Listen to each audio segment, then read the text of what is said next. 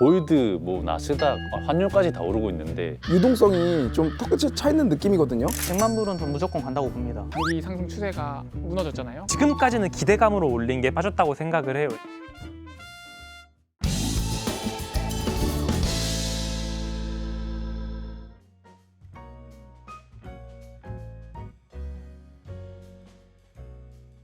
네, 다시 돌아온 빗살롱 빗썸의 이승윤입니다. 반갑습니다. 거의 저희가 한 달 반 만에 이제 연말 특집으로 이렇게 촬영을 하게 됐는데 익숙한 또 얼굴들 사이에 또 새로운 분이 한 분 계신데요. 빅폭스님 자기소개 한번 부탁드릴게요. 안녕하세요, 빅폭스라고 합니다. 전에 빗썸 로드에서도 나왔었는데요. 이번에 빗살롱 초대받게 돼서 출연하게 되었습니다. 잘 부탁드립니다.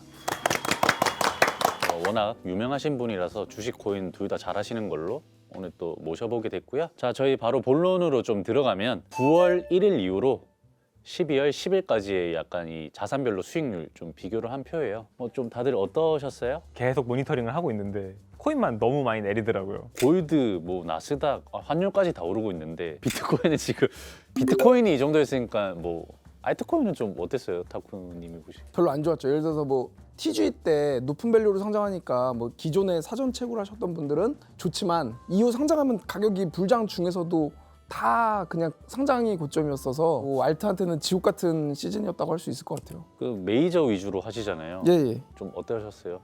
거래량이 줄면서 변동성은 좀 커졌거든요. 좀 방향만 잘 맞추면은 지금은 메이저 거래하기에는 나쁘지 않은 시장인 것 같아요. 오히려 할만하다. 변동성을 잘 이용하면은 또 그 빗살롱 나오기 전에 조금 손실 봤었다 했잖아요. 돈을 지키고자 막 그렇게 매매를 해서 보합 상태로 한 2달 동안 마무리한 것 같아요. 근데 지금 보합하고 있으면은 진짜 잘하는 장이라서 보합이면 엄청난 퍼포먼스를 보이고 있는 중이다. 원래 알트 매매 위주로만 엄청 잘하고 계속 했었는데 이젠 저도 이제 비트이더 매매 위주로 하려고 연습하고 있는 시기인 것 같아요. 네. 진짜 절대 안 팔 아들한테 물려줄 비트코인 말고는 거의 포지션은 없고, 근데 그 아들한테 물려줄 게 좀 많이 줄어들고 있어서 강남 아파트 한 층이 사라졌다. 아예 붕괴가 돼서 이제 또 아파트 한 동을 가지고 계신 한 거예요? 동을 갖고 한 동을 가지고 계신 거예요? 한 층이 날아갔다. 아빠. 요즘 그래서 어쨌든 자산들 중에서 제일 약세인데 그래도 이제는 조금 나눠서 살 만한 시기가 아닐까라고 해서 어제부터 조금씩은 사고 있습니다. 하락에 절여져가지고 사람 뉴스 잘 안 보긴 하는데 또 이렇게 막상 뉴스만 찾아보면은 코인의 좋은 뉴스는 진짜 요즘 많이 나와요, 생각보다. 근데 아무래도 결정적인 한 방이 좀 부족한 것 같아요. 트럼프가 어쨌건 끌어올린 시장인데 트럼프의 후발 약간 지원이 안 들어오고 있다 보니까 전 그게 제일 큰 요인인 것 같아요. 지금 다른 시장들에 비해서 내려가는 게. 저보다 훨씬 주식 많이 하셔서 잘 아시겠지만 제가 느끼기에 주식 쪽에서도 유동성이 좀 턱끝이 차 있는 느낌이거든요. 코인에 사실 더 안 올 수밖에 없고 유동성을 AI 쪽에서 워낙 다 빨아가니까 아무리 돈을 풀어도 그런 것들도 좀 코인에 돈이 오기 힘들게 만들고 있지 않나. 9월 말 이후로 그 골드와 디지털 골드의 운명이 완벽하게 달라져가지고 지금 유동성이랑 관계없지만 유일하게 우상향한 건 환율 하나네요. 그죠? 네. 그래서 대표적으로 이제 비솔리를 한번 봤어요. 이 비트, 이더, 솔라나, XRP, 리플 차트가 다 똑같더라고요. 저희가 보니까 이런 차트를 이름 가리고 보면 어떻게 판단하실 것 같아요? 이더리움이나 비트를 사야 되는 시점인 것 같아 보이는데 리스크 적고 상방 긴 지점이긴 하죠. 근데 지금 왜 안 오를까요? 여기 보이는 차트는 이제 9월부터 찍은 차트잖아요. 근데 이제 비트 그 2022년 말쯤에 15,000불일 때부터 지금 12만 몇천 불까지 3년 동안 상승 사이클을 쭉 계속 이어갔다고 생각을 하거든요. 비트코인 한정 하에서는 조정도 있었지만 계속 그 거의 상승 추세를 쭉 타고 올라가는 뭐 그런 느낌이었는데 그 3년짜리 상승에 대한 그 장기 상승 추세가 최근에 깨져가지고 보통 상승추세가 깨지면 그 상승추세 위로 다시 올라가기가 좀 오래 시간이 걸리거든요. 근데 이게 아무래도 또 완전 3년 동안 올린 거에 대한 장기 상승추세가 무너졌다 보니까 다 말하시는 게 당장 상승은 없을 것 같다. 당장 상승할 수 있는 거는 이제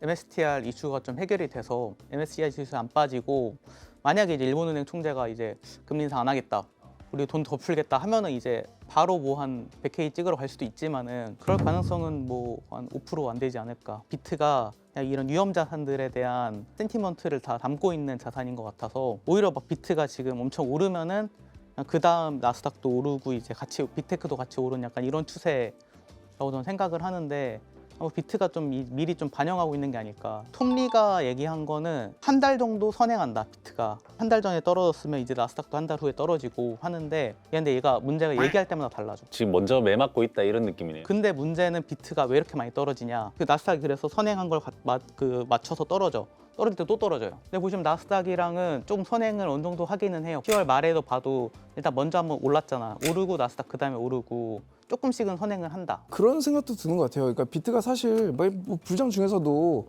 막 이렇게 아웃퍼폼을 크게 못했던 거가 사실 비트라는 자산의 본질은 그 커뮤니티의 크기잖아요.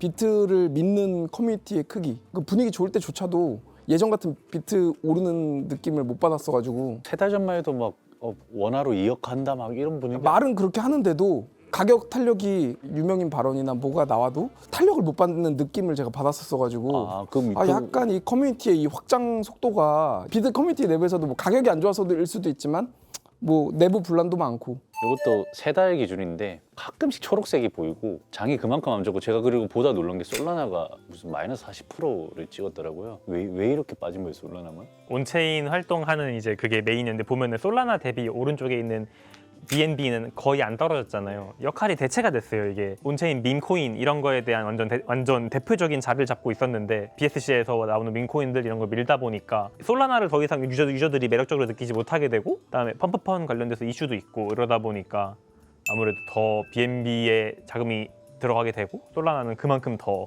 피해를 보게 된 것 같아요. 그리고 솔라나는 또 이더랑 약간 이 핑퐁 게임을 하거든요. 그래서 이더가 강하면 솔라나가 조금 눌리고, 왜냐면 이제 사람들이 비트 대체로 선택할 때 이더 솔라나를 많이 보는데 이더가 강할 때는 이더로 몰리고 그런데, 그러니까 톰리가 샷아웃을 하면서 이더가 강해지면서 좀 솔라나가 과거에 이더 자리까지 차지하고 있었던 느낌에서 또 이제 밀려나면서 가격이 좀 더 안 좋아진 것도 있었죠. 약간 양쪽으로 다 맞은 거네요. 그렇죠. 예, 그죠. BNB는 근데 뭐 과거 2021년 이후에 떨어질 때도 방어력이 엄청 셌던 코인이라, 거래소 코인이니까 사람들이 수수료로 이제 쓰기 위해서 계속 매수세가 계속 있기도 하고. 안 그래도 IT 얘기 계속 많이 해주셨는데 제가 인터넷에서 보다가 이런 짤을 봤어요. 요거에 대해서 좀 다들 어떻게 생각하시나요? 기회는 참 많았어요. 예를 들어 뭐 트럼프 코인이라든지 과거에는 전부 다 올라갔으니까 사람들이 다 매매하기 쉬운 느낌이었다면, 요즘 알트코인은 개수가 워낙 많고 하다 보니까 이벤트성으로 좀 내러티브가 몰렸을 때 딱 그럴 때만 잠깐 단타나 뭐 매매를 하고, 그게 아니었을 때는 아예 그냥 치고 빠지기를 좀 잘해야 돼서. 그럼 21년과 결국 25년은 많이 다른 거네요, 패턴이? 그쵸. 21년에는 그냥 개수가 몇 개 없으니까 그냥 모두가 돌아가면서 순환이 되면서 얘는 많이 올랐고 얘는 아직 안 올랐으니까 얘 사면 올라가겠네 하면서 사면 다 올라가고 막 이런 느낌이었다면, 2025년은 뭔가 가는 놈만. 어려운 장이긴 하죠. 그런 면에서는. 네. 알트코인 시즌이 뭐냐에 따라서 또 기준이 많이 달라지는데, 아까 트럼프 코인 이야기하셨는데 저는 트럼프 코인이 대표적으로 그냥 상장하고 떨어진 코인이라고 생각하거든요. 상장하고 멜라니아 딱 나오면서 바로 떨어졌으니까 어느 쪽을 봐서 불장이냐. 불장의 기준이 뭐냐? 예를 들어서 이번에도 수백억을 번 사람 너무 많이 나왔어요. 이번 장에도 알트코인으로. 근데 그런 게 이제 다 TG 바로 팔아서 수익을 얻으신 분들이 많은 거죠. 그럼 그 사람들은 되게 알트 불장이었다고 느끼죠. 막 자기가 막 채굴한 코인들 가치가 막 말도 안 되고 올라서 상장을 하고 이랬으니까. 딱 10월 분위기가 그렇지 않았나요? 예, 그죠. 거래소에서 하는 사람들 입장에서는 이게 무슨 불장의 온기를 느낄 수도 없는 그런 장이 돼버린 것 같고. 말씀하신 것처럼 유동성은 한정돼 있는데 너무 많아서 문제다? 컵 크기가 같잖아요. 바꿔야 되는 게 컵 개수가 아니라 컵 크기를 늘려야 돼요. 좀 작은 사이즈로 토큰이 나와서 이걸 올리는 이 불장이었는데, 요즘은 컵이 아니라 드럼통을 세우기 시작해요, 일단. 그리고 당연히 이게 안 차니까 이제 하락장인 것처럼 보이는 거고. 저 궁금한 게 21년에는 주로 좀 기대받는 유망주들이 사이즈가 어느 정도로 TG를 했어요? 큰 애들은 컸죠. 뭐 아발란체 뭐 이런 애들 크게 나오긴 했는데 100밀리언도 안 됐죠 그때는. 홀딩을 안 해요. 그러니까 홀딩을 해야 플로팅 밸류가 계속 유지가 되는 건데, 다 팔아버리니까 플로팅 밸류가 유지가 안 되고 다 무너져 버리니까. 이건 사실 엄청 오래된 이론이긴 한데, 비트로 돈을 번 사람들이 비트로 돈 벌었으니까 그 돈으로 이제 이더를 사. 비트 사고 나서 이더가 올라. 그럼 이더 팔고 남은 돈으로 ERC20 이제 쉿코인들을 좀 사죠. 그러니까 이렇게 좀 순환이 됐는데, 이번 시즌에는 비트로 돈 번 사람들은, 그럼 그 사람들은 그 돈으로 알트를 살 거냐? 안 산단 말이에요. 그러니까 원래는 이더로 돈 벌고 이더 롱으로 돈 번 사람들이 알트를 사줬어야지 유지가 되는 거고, 좋은 알트코인이라고 불리는 애들을 사서 수익을 내줘야 되는데, 이제 그 순환 과정이 너무 덜 들어왔고 옛날 같은 경우에는 다 CX 거래소에 와가지고 비트코인을 사고 비트코인 수익을 익절을 하고 나면 뭐 다른 코인들이 막 올라가고 있는 게 보이면 이제 익절한 돈 가지고 뭔가 다른 코인에 재투자를 하거나 막 이런 걸 했었는데 마스나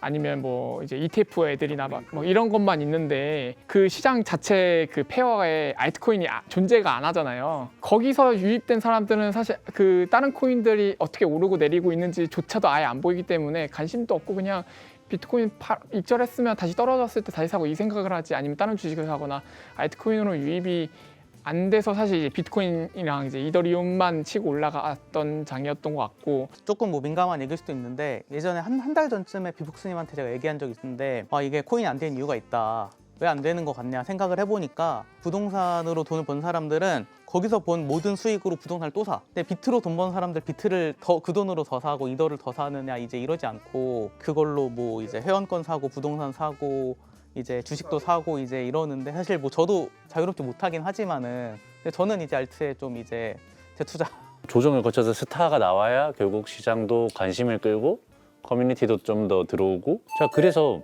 아까 계속 커뮤니티 얘기랑 유명인들 얘기해 주셨는데 이 사람들이 좀 유명하시더라고요. 코인에 대한 말을 많이 하시더라고요. 비트코인에 대해서. 지금 항상 보면 앞뒤가 달라요. 그래서 딱 초보자분들이 헷갈려요. 아니 얘들은 왜 앞에서 이 말 해놓고 뒤에선 다 파는 거야. 너무 휘둘릴 필요는 없고 제가 좀 리스펙하는 트레이더들이 있는데 몇 명 있는데 그중에 한 명은 비폭스님인데 이 사람들은 1분마다 바뀌어요.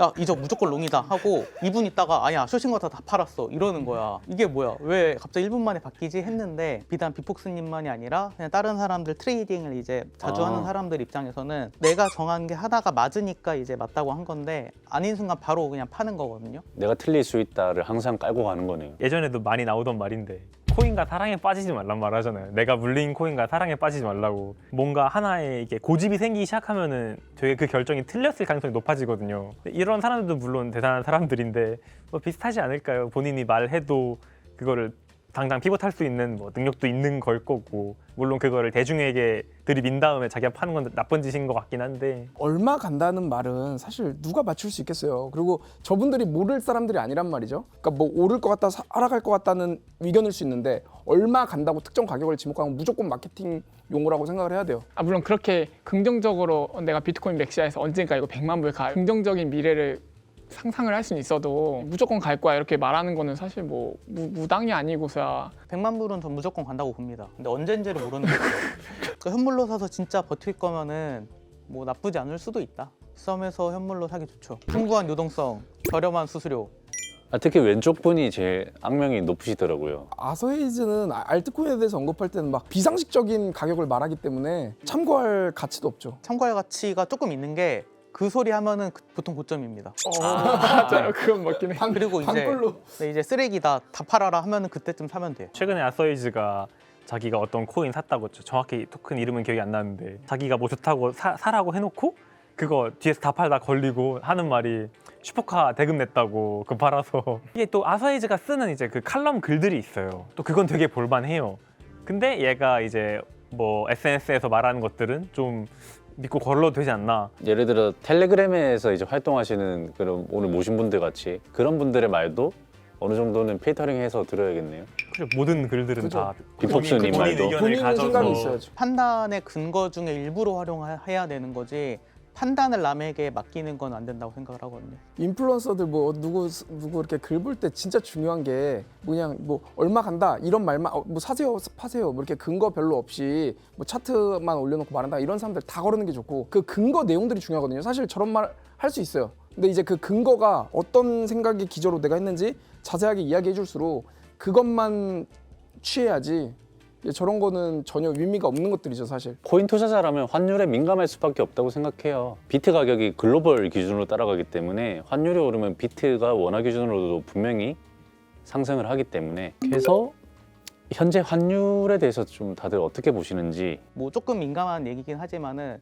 나라가 돈 풀어서만은 아니라고 생각을 하긴 하거든요. 왜냐면 돈 푼 것보다 훨씬 많은 돈이 해로 나가고 있어. 이제 그것만으로 설명은 안 된다는 거지. 근데 전부 다 그거 돈 푸는 것 때문이다라고 생각을 하게 되면은 프레임이 거기에 갇혀버리면은 또 오히려 그쪽에 다른 생각을 갇힌다. 못 보게 되니까 이게 나스닥이 꺾이면서 이 그 벌어놨던 돈을 현금화하고 한국으로 돌아오면은 그때부터 환율은 되게 많이 빠지고 그 돈이 코스피로 오면은 불리시한 생각인 거고 근데 그럴 수도 있다고 봐요. 차라리 미장이 꺾이면서 환전 욕구를 좀 건드려줘야 그렇게 될 수도 있지 않을까. 그러니까 그런 모든 가능성을 열어두고 대응해야 되지 않을까. 또 좋은 말씀 해주신 게 환율을 하나의 요인으로 볼 게 아니라 복합적으로 봐야 된다는 거죠. 너무 요인이 많은 것 같아요 지금. 이 선물하시는 분들 해외 거래소 가서 이 영향은 없나요? 얼마나 영향을 미쳤는지는 모르겠지만 저는 예전부터 사실 주장해 오긴 했거든요. 엄청난 돈이 해외로 유출돼서 사라져 버렸다. 그 해외 거래소들 보면은 대부분 선물 거래소 메인 고객이 한국인이에요. 그러면은 그 선물 거래소에서 얼마나 많은 한국인들이 돈을 잃었겠어요. 그럼 그 돈은 사실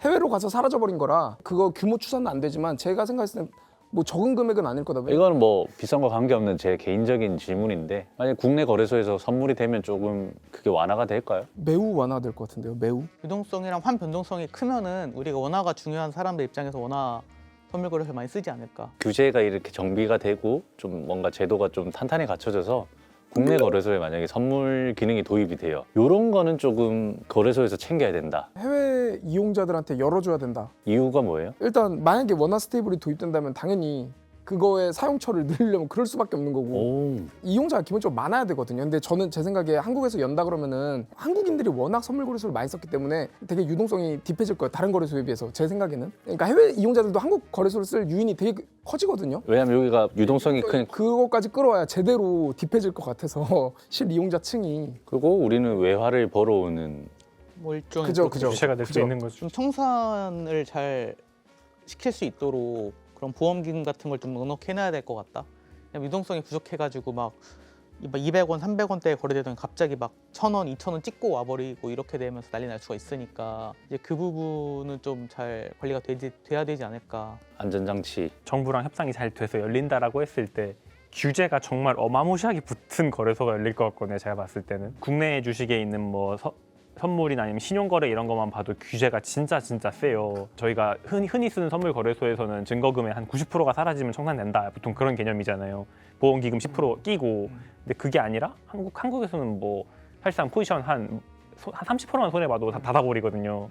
근데 그게 당연히 그대로 들어오지 않을까? 거래소에? 반쪽짜리가 아니라 제대로 된 좀 거래소를 만들기 위해서는 그런 규제를 잘 협상을 해서 열어야 되지 않나? 열 거면 만약에. 규제가 너무 빡센 상태의 국내 선물 거래소가 나오면 해외 거래소에서 계속 쓰던 유저 입장에서는 불편하다라고 생각되고 원래 잘 쓰던 익숙하던 해외 거래소에서 하는 게 낫지 뭐 유입이 잘 안 될 수도 있긴 하죠. 그 투자자 보호 아닌가?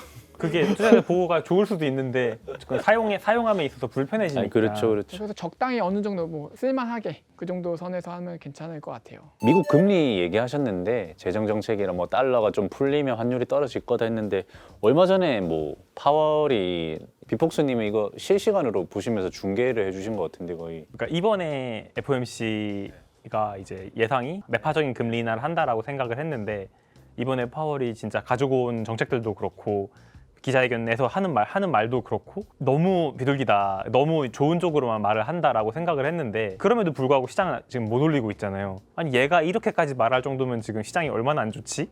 저희가 보지 못하는 실물 경제가 얼마나 무너지고 있는 거지라고 생각을 다들 하는 것 같아요. 그래서 지금 시장이 계속 흔들리는 게 침체 이슈가 또 나왔거든요. 침체 이슈가 나왔을 때가 이제 트럼프 되고 나서, 그러니까 올해 4월이죠. 그때 한번 뭐 침체니 뭐니 해가지고 시장이 한번 엄청 떨어졌다가 다시 다 반등을 했잖아요. 그게 다시 들어오고 있어요. 침체 이슈가 다시 들어오고 있어서 침체 때문에 금리 인하를 한다라고 이제 생각을 사람들이 하기 시작하는 원인과 거죠. 그게 네. 다 바뀌는 거네. 인플레이션이 잡혀서 금리 인하를 한다가 메인 토픽이었는데 그게 아니라 경기 침체가 와서 금리 인하를 한다가 돼버리니까 그러면 어쨌건 시장은 그 침체를 반영을 해야 되니까 트럼프가 가만히 있을까요? 그것 때문에 시장이 버티고 있는 거죠. 지금. 시장이 지금까지 버티고 있는 이유가 트럼프가 해주겠지라는 어쨌건 근데 결국 트럼프 때문에 지금 너무 어려워진 게 원래는 지금 나스닥 이 비트코인만큼 많이 떨어졌으면은 금리 인하를 바탕으로 다시 이제 상승 다시 이어가자가 되는데 어거지로 계속 붙여놓으니까 지금 미국 펀드 매니저들 조사했을 때 그 현금 보유 비중이 20년인가 30년 내에 제일 최저거든요. 그러니까 이제 펀드 매니저들 기준으로 더 살 돈이 이제 거의 없는 위기까지 왔는데 근데 지금 증시는 최고점인데 금리 인하한다고 해도 시장 오히려 떨어져. 그 연준 입장에서도 너무 조심스러운 게 여기서 괜히 이제 근데 잘못 금리 인하했다가 물가는 오르고 뭐 주식 떨어지고 이러면 이제 답도 없이 그냥 아까 말해주신 거랑 똑같네. 유동성이 지금 거의 약간 턱 그런 끝에 코스피도 보면은 계속 4천 거기서 쳤다가 다시 내려오면서 변동성은 키우는데 못 뚫고 있는 게 유동성이 약간 사람들이 지금 돈이 많이 없는 것 같아요. 네, 이제 다음 주제는 이제 저희 뭐 올해 2025년 돌아보면 정보 유출 사고가 꽤 많이 발생했어요. 근데 이제 코인을 하시다 보면 거래소 외에도 개인 지갑 쓰시는 분들도 많은데 해킹이나 정보 유출이 터졌을 때 아니면 요걸 방지하기 위해서 좀 개인 투자자가 가져야 될 자세나 이런 것들이 좀 있을지. 일단 보안 쪽은 보안 전문가잖아요. 뭐 원래 하던 일이 그쪽이긴 원래 했는데 보안 출신이에요. 그래요? 네. 네. 근데 이제 기본적으로 그냥 디바이스나 이런 거 소프트웨어 같은 거를 완전 최신 버전으로 해야지 무조건 업데이트를 잘 해야 돼요. 이게 왜냐면 조금만 늦어지면 벤더사에서 패치를 하잖아요. 그 패치한 거를 보고서 해커들이 먼저 그 취약점을 이제 과거 버전에 공격하기 위해서 공격 코드를 짠 다음에 그거를 이제 원데이 공격이라 하는데 이제 과거 버전 쓰신 분의 이제 소프트웨어를 이제 해킹하기 위한 이제 공격툴을 짠 다음에 업데이트 안 한 사람들. 업데이트 안 한 사람들 상대로 공격을 한단 말이에요. 브라우저나 이런 것들을 전부 다 최신 버전으로 항상 모든 어플도 다 최신 버전으로 하는 게 제일 기본적인 거고 그 다음에 이제 신뢰할 수 없는 프로그램을 아예 안 까는 게 제일 좋습니다. 예전에 머피님이 보니까 게임 좋아하시니까 게임 컴퓨터랑 매매 컴퓨터 이렇게 나눠 놓으셨더라고요. 사실 매매할 때 뭐 브라우저 하나 하면 되잖아요. 사실 브라우저나 뭐 텔레그램 하나 정도 그 정도면 되니까 그 정도 환경에서만 매매하는 게 좋고 또 개인 지갑이나 이런 거는 뭐 하드월렛을 쓰는 게 제일 좋은데 특히 많이 당하는 게 VPN이잖아요. 공짜라고 해서 뭐 VPN 한 번 써야 되는데 이거 결제해야 되냐 이랬다가 확장 프로그램이나 이런 것도 조심하셔야 되는 게 요즘 보면 확장 프로그램 가지고 거래소들 계정도 막 털리고 하더라고요. 크롬 확장 프로그램이 진짜 해킹 많이. 요즘 그게 주범인 것 같아요. 많은 사람들이 환상을 가지는 뭐 트레이딩 봇 대부분은 해킹 프로그램이니까 그런 거 진짜 안 쓰시는 게 중요하고. 그 자동 거래 매매 그런 프로그램을 깔면 내 권한을 다 주는 거잖아요. 그죠. 어지간한 건 다 시크릿 키 요구하니까 API 키 요구하고. 그 자동 거래 할 거면 거래소에서 하는 그런 API 차라리 활용하면 된다. 요새 뭐 챗GPT로 다들 많이 하시더라고요. 코드 짜달라 이렇게 해가지고 해서 API 넣고 막 거래하시더라고요. 아 맞아요. 그렇게 하는 건 괜찮아요. 그건 직접 본인이 짜서 하는 거니까. 빗썸이 지금 API 거래하고 있기 때문에 많이 이용해 주시고. 혹시 해킹 당해보신 적은 없어요? 코인 쪽 관련해서 해킹 당해본 적은 없어요. 근데 이제 제가 이용하는 거래소가 해킹을 당해서 긴급하게 자금을 인출한다거나 이런 적은 많죠. 사람들이 괜찮다 이런 말 다 무시하고 그냥 가장 빨리 빼는 게 좋다. 왜냐면 예전에 바이비트 해킹 당했을 때도 빨리 출금한 사람들 다 출금됐어요. 그 뉴스가 돌고 나서. 근데 좀이라도 늦게 출금한 사람들 다 출금이 막혔거든요. 좋게 끝나는 경우여도 출금이 막히고 이러면 곤란을 겪을 수 있고 마음이 불안하니 바로바로 출금해라. 그리고 보통 보면 메타마스크 해킹을 엄청 많이 당하잖아요. 아까 말했듯이 뭐 확장 프로그램도 있고 또 다른 이유가 있을까요? 예를 들어서 제가 온체인 활동을 뭔가를 하고 싶어요. 그럼 그거를 구글에 예를 들어서 A를 쳐요. 그러면은 공식 링크가 아니라 해커들이 광고를 써서 그 최상단 노출을 만들어요. 거기 들어가면은 바로 지갑 연동하라고 뜨거든요.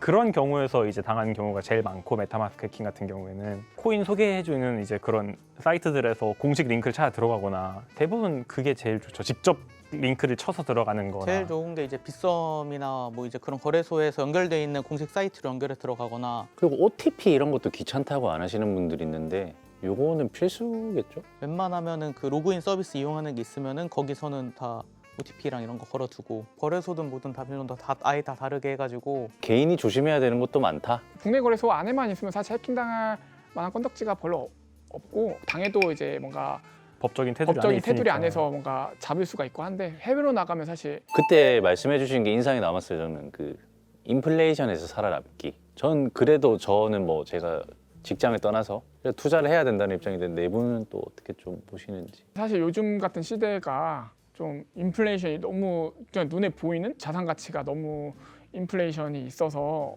투자를 안 하기는 어렵지만 좀 스마트하게 잘 해야 된다. 본인의 목표가 어디냐라고 좀 생각을 해야 될 것 같아요. 본인이 어떻게 살고 싶냐. 근로소득으로 그냥 무난하게 살고 싶다 하면 사실 코인에 손대면은 조금 쉽지 않은 삶이 될 수도 있는데 저희가 다 그래도 큰 목표를 가지고 시작해서 투자를 하고 있는 거니까 둘 다 해야 되는 게 아닐까. 캐시를 아껴야 될 시기가 있는 거고 들어갈 시기가 있는 거고 한 거니까 그 캐시를 가지고 있는 것도 일종의 그냥 뭐 투자죠. 포지션인 현금. 거라고 생각하면은 마음 편해지는데 아 나 뒤처지고 있어 뒤처지는 거 아니야 이제 이 생각하면은 조바심이 나면은 또 힘든다. 그럼 평소에 저축 같은 건 좀 하세요? 저는 뭐 그냥 빗썸에 넣어두고 저도 받고 있습니다, 빗썸에서. 매일매일 딸깍 눌러서 돈 받기 하는 아, 게 또 예측- 재밌더라고요. 저는 기본적으로 현금 보유를 엄청 많이 하는 편이에요. 그리고 나머지 자산을 엄청 공격적으로 운용하는 편이라 현금 보유는 기본적으로 다른 분들에 비해서 제가 굉장히 많이 하는 성향인 것 같고 일반 쇼충이다 보니까 퍼센트로 따지면은 한 70% 이상인 것 같아요, 현금이. 저도 현금 보유가 꽤나 많은 편이긴 해요. 저도 이제 원래는 현금 보유를 거의 안 했는데 이제 항상 운용할 때도 불시드 매매를 했었는데 실패를 2번 겪어보니까 안 되겠다 싶어서 항상 세이브 포인트는 점점점 갱신을 시켜나가는 편이에요. 뭐 부동산이 될 수도 있고 아니면 뭐 그냥 예적금이 될 수도 있는 건데 저는 세이브 포인트는 계속 늘려나가서 지금은 미니멈 50% 정도는 항상 현금으로 가지고 있다. 전반부를 돌아보면 비트코인 하락, 해킹 뭐 이런 좀 부정적인 얘기만 좀 많이 나왔는데 좀 분위기를 바꿔보고자 이제 2026년엔 좀 그래도 어떨지에 대한 좀 네 분의 의견을 좀 자유롭게 이 시간의 지평을 좀 이렇게 1년, 2년, 3년 정도 이렇게 늘릴수록 좀 불리한 것 같아요. 왜냐면 이 자산 시장에 사이클한 게 항상 있는 건데 지금 불장도 꽤 오래 지속되어 왔고 불안한 포인트 중에 하나가 이번에 트럼프가 되게 많이 끌어올린 장세여서 트럼프가 이제 힘을 잃는다면 되게 트럼프를 공격하는 사람들한테 좋은 게 크립토를 공격하는 걸 것 같거든요. 이제 시간이 2026년, 2027년 어떨 것 같냐 이렇게 했을 때 완전 초장기로 보면 또 다르겠지만 좀 단기적으로 좀 이렇게 1, 2년 뒤로 보면 시간을 뒤로 늘릴수록 안 좋을 요인들이 더 많지 않나라는 생각을 하고 있기는 해요. 크립토가 올라온 논리가 있어요. 이게 왜 올랐는가를 생각했을 때 당연히 트럼프가 뭐 미국을 크립토의 수도로 만들겠다라는 말부터 이제 뭐 스테이블 코인 관련된 법안들부터 해가지고 되게 막 그리고 401k 뭐 이런 부분들이 있었는데 지금까지는 기대감으로 올린 게 빠졌다고 생각을 해요. 왜냐면은 그 정책들이 아직 실제로 된 게 없거든요. 이제 시작이에요. 이제 그런 정책들이. 그래서 그 정책들이 실제로 이제 시장에 들어오기 시작하고 그런 부분들이 어쨌건 내러티브를 좀 더 살려가지고 시장을 이끌어 나갈 수 있다면은 한 번 더 크립토 붐이 올 수도 있지 않을까라고 생각을 하고 뭐 저도 주식을 메인으로 하는 사람이지만서도 크립토 노출은 항상 있거든요. 지금도 꽤나 많은 양 이더리움을 들고 있는데 시장의 논리를 그래도 아직은 믿고 있는 단계여가지고 그리고 아까 말씀 주신 대로 올해 수익을 공개하셨는데 그 수익의 대부분이 크립토에서 나왔다고 4월, 5월에 DAT로 많이 벌고 이번에 비트마인 반등으로 많이 벌었는데 올해는 주식 수익도 대부분 다 크립토 연관된 주식들로만 거의 번 것 같아요. 그래도 한 번의 그런 기대감은 있다. 시장의 논리가 깨지지만 않으면은 예를 들어 401k도 지금 벌써 매입이 시작되고 이런 거예요? 그러니까 시작이 안 된 걸로 서명만 됐고 서명만 됐고 아직 실제로 그 지니어스 법안 이런 것도 아직 시작이 안 됐어요. 네, 그러니까 그런 게 조금 더 액션이 나오면 실제로 액션이 나오고 들어오기 시작한다면은 그래도 지금처럼 다른 자산군에 비해서 크립토가 많이 눌려 있는 상태인데 그 부분이 해결될 수 있지 않을까라는 생각은 아직까지는 가지고 있어요. 저는 그거랑 비트코인이랑은 저는 큰 상관은 없지 않을까라는 생각을 하는 게 예전엔 스테이블 코인 증가량이 거의 다 이제 코인사로 오는 수요였기 때문에 스테이블 코인이 늘어나면은 가격이 좋다였는데 요즘은 그거 말고도 그냥 이제 무역 대금 지급할 때도 쓰고 결제할 때도 쓰다 보니까 스테이블 코인 유입량이 늘어났다고 이제 코인을 사는 양이 늘어나는 것 같지는 않아가지고 그거는 조금 어렵지 않을까라는 생각은 하고 있고 2026년 전망은 부정적으로 보면 너무나도 부정적인 게 너무나도 많고 긍정적으로 보면 또 긍정적인 것도 한없이 많아가지고 정말 어려운 것 같아요. 그러니까 자기가 되게 단기로 접근할 수도 있고 장기로 접근할 수 있는데 진짜 장기로 접근하면은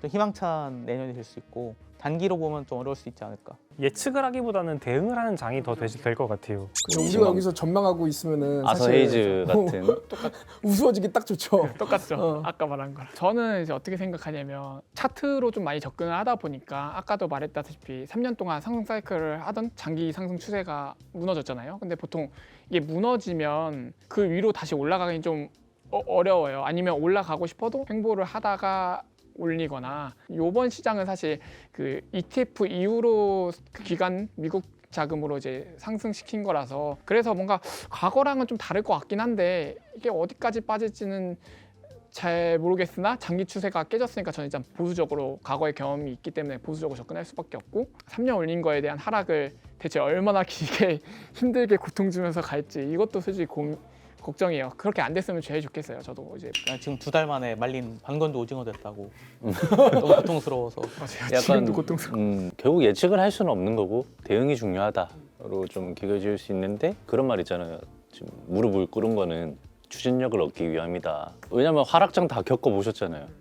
그리고 엄청난 상승이 나왔고 근데 예전 하락장에 비하면 솔직히 지금은 너무 좋기도 하고 양반이기는 하긴 한 게 2017년, 18년 초 불장 끝나고는 정말로 망하는 거 아니야? 없어지는 거 아니야? 라는 생각이 머리를 지배했었는데 그 다음 20년, 21년 끝나고는 아 그래도 부활은 할 텐데 언제 부활할까? 트리거가 ETF 되면 오르지 않을까라고 모두가 믿고 있었던 희망은 있었는데 지금은 뭔가 그냥 인플레이션이 돈이 많이 풀리니까 그의 반작용으로 비트가 좀 언젠가 100만 달러 가겠지라는 좀 희망 빼고는 딱히 없고 401k나 이런 데서 막 엄청 자금이 많이 들어올까에 대한 의문은 조금 있는 것 같아요. 100만 불 간다는 시나리오에서는 짜장면 얼마일 것 같아요? 8만 원 하고 따뜻한 탕수육 한 35만 원이잖아요. 다들 약간 또 보수적으로 말해줄 수밖에 없는 상황이니까 걔도 뭐 하락의 끝은 항상 또 상승이 있으니까요. 다들 그래도 잘 되길 빌어주시면 잘 돼야 저희도 먹고 사는데. 이럴 때 돈 잘 지키고 하락장 힘들지만 이때 잘 실력 다져놓고 보수적으로 돈을 잘 지켜놓고 있다 보면 상승될 때 잘 벌 수 있지 않을까라는 생각을 갖고 있어요. 네. 또 아무도 예측 못한 방향대로 갑자기 뭐 말씀하신 대로 트럼프가 뭐 이제 비트코인 내가 다시 살려보겠다 하면 또 갑자기 또 올라갈 그죠, 수도 그죠. 있는 게 코인 시장인 어떤- 거라서 그렇죠. 트리거만 해줄 뭔가가 합리적인 게 딱 나오면 모두가 다시 그리고 눌린 만큼 강하게 오르는 법이라 그런 갑자기 뭔가 트리거가 나오면은 지금은 사실 엄청나게 강하게 오를 수 있는 상태긴 하죠. 그래서 제가 주식하는 친구한테 좀 지금 3달째 이러고 있다 이렇게 얘기하니까 3개월 가지고 뭘 불평을 하냐. 많은 분들이 괴로워하시겠지만 진짜 아무것도 아니거든요. 기간도 짧고 고통도 그렇게 심한 편이 아닌데 특히 이번에 좀 힘들어하시는 분들이 많은 것 같긴 해요. 그것도 있고 다른 거에 비해 너무 많이 떨어지니까 같이 떨어지면 맞아, 그 상대적 덜한데. 박탈감 때문에 더 그렇게 느끼시는 별로 안 잃었어 막 이런 분 있어요. 보면 비트만 하시는 분 보면. 근데 이제 보통 대개 사람들이 2021년 이럴 때 부자 되신 분들이 비트 매매해가지고 부자 된 사람 솔직히 많이 없어요. 다 알트코인 매매해가지고 알트코인 막 100배 가는 그런 거에다가 매매해서 돈을 많이 벌었지. 그렇게 보통 자기 경험에 의해서 뭐 행동을 한단 말이에요. 경험이 없던 일을 갑자기 과감하게 하진 않을 거 아니에요. 자기의 생각이 과거의 경험에 의해서 나오는 거니까. 근데 이제 과거에 알트로 이렇게 많이 벌었으니까 그 벌던 사람들은 사실 알트에서 계속 매매를 했을 거란 말이에요. 모든 알트들이 다 같이 가는 것도 아니고 개별적으로만 몇몇 개만 튀어갔다가 다시 다 내려오고 막 이런 장이다 보니까 그래서 더 곡소리가 많은 것 같아요. 그 누구보다 지금 알트장을 원하는 건 지금 후구님이겠네요. 그쵸. 저는 뭐 알트코인으로만 벌었고 사실 이제 비트코인 매매로 번 게 아니니까 그냥 저도 이제 제가 지금은 못하지만 계속 열심히 노력하다 보면 뭐 똑같은 트레이딩이긴 하니까 템포가 좀 느리고 근데 하지만 본인이 못한다고 하시면 뭐 장 분위기상 저는 어쩔 수 없는 거라 생각을 좀 하고 있고요. 그래도 또 장 좋아지면 바로 반전될 수 있는 게 또 코인이다 보니까. 자, 마지막으로 도라이언님이나 비폭스님은 조금 늦게 합류하긴 했지만 또 돈타쿠님, 후구냠냠님은 거의 1년 동안 저희랑 같이 함께 했는데요. 올해 약간 빗썸 좀 어땠는지, 뭐 잘했다, 못했다, 2026년은 좀 이거는 좀 됐으면 좋겠다, 이렇게 좀 솔직하게. 지난번에도 얘기했는데 빗썸에서 국민은행 물어온 건 진짜 최고였다. 저는 이게 진짜 컸다고 생각을 하고 유저 입장에서 봤을 때 아 그래도 빗썸이 다시 한번 재도약을 하려 노력을 많이 하고 있다. 유저들이 봤을 때 좀 감이 살았다라는 진짜 느낌이 드는 느낌이 있었고, 아쉬운 점이라고 하면 사실 이제 이 시장의 파이가 고착화된 상황에서 뭔가 좀 더 이렇게 좀 자극적인 게 하나 필요하지 않을까. 아, 오히려 좀 더 자극적으로 유저들이 넘어와야 될 이유가 생겨야 되니까. 진짜 뭔가 와, 이거 진짜 이것 때문에 내가 한번 써볼게. 모바일 앱을 뭐 진짜 혁신적으로 좀 더 편하게 만든다든가 그런 부분이 좀 필요하지 않을까 싶어요. 사실 저는 이 정도 점유율 못 따라잡을 거라 원래 생각을 했었는데 되게 잘 하고 있고 그래서 오히려 이제 더 열심히 노력하고 서로 좀 되게 경쟁하는 관계가 되게 좋은 것 같고 변화하면서 조금 더 잘 바뀌고 있어서 저는 빗썸이 되게 잘하고 있다라고 생각을 하고 이대로만 가면은 되지 않을까라는 생각을 하는데 사실 몇 년 전부터 문제인 거는 입출금이다. 뭐 24컨펌 만에 된다라고 이제 했는데 실제로 24컨펌이 되고 나서야 다시 또 24컨펌이 시작이 되고 가상자산 입출금 말하시는 가상산 거죠? 입출금 원화는 너무 잘 되는데 가상산 입출금 그 부분만 계산되면은 뭐 아까 복수님 말씀하신 약간 그 라이트 버전 같이 해서 되게 쉽게 사고 팔 수 있는 약간 그런 느낌으로 오히려 가면 어떨까. 저 쓰면서 좋았던 점은 일단 억지로 짜내시는 것 같은데. 뭐 이런 마케팅이나 이런 빗살롱이나 이런 재밌는 컨텐츠 같은 거를 거래소에서 해주시니까 찍는 저 입장에서도 뭐 재밌었고 보는 사람 입장에서도 재밌었던 것 같아서 그거 좋았고 환경을 바꾸려고 하는 좀 노력을 한다 할까? 거래 환경을 좀 더 좋게 만들려고 하려는 뭐 그런 노력하는 게 보여서 그래도 노력은 많이 하고 있구나. 뭐 이런 게 느껴져서 좋았던 것 같아요. 대여하기 같은 거를 선제적으로 좀 도입을 해서 그걸 활용해서 또 수익 창출할 수 있는 기회가 많이 생기니까 어쨌든 돈 벌 수 있는 수단이 더 생긴 거니까 프론티어 정신으로 하니까 이제 다른 거래소도 이제 긴장을 하고 비슷하게 계속 이제 따라잡으려고 이제 하는 것 같아서 변화가 불고 있어서 좋은 것 같아요. 빗썸 덕분에. 빗썸이 올라오면서 서로 경쟁을 하다 보면 유저들한테 이제 좀 더 돌아가는 게 눈에 이제 보여가지고 그건 좋은 것 같아요. 다 먼저 일단 맞아보고 알려준다. 이것까지는 괜찮네? 이렇게. 자 보면 빗썸이 먼저 시도하고 잘했으면 하는 마음에서 해주신 말도 잘 들었고요. 잘 반영해서 2026년에도 좀 잘 달려볼 수 있는 빗썸이 되려고 노력을 할 거고요. 저희가 이제 연말 특집으로 원래는 엄청 성대하게 하려고 했는데 지금 장 분위기다 보니까 좀 내용도 오늘 평소와 다르게 약간의 좀 엄청 신중하고 어떻게 보면 또 처진다고 할 수 있는 느낌이 좀 들었으실 텐데요. 그래도 비트코인이라는 게 떨어졌다가 또 반등할 때는 확 올라가는 자산이다 보니까 저희 너무 또 포기하지 말고 2026년도 좀 잘 희망찬 한 해를 맞이할 수 있도록 기원하며 마무리하겠습니다. 수고하셨습니다. 감사합니다.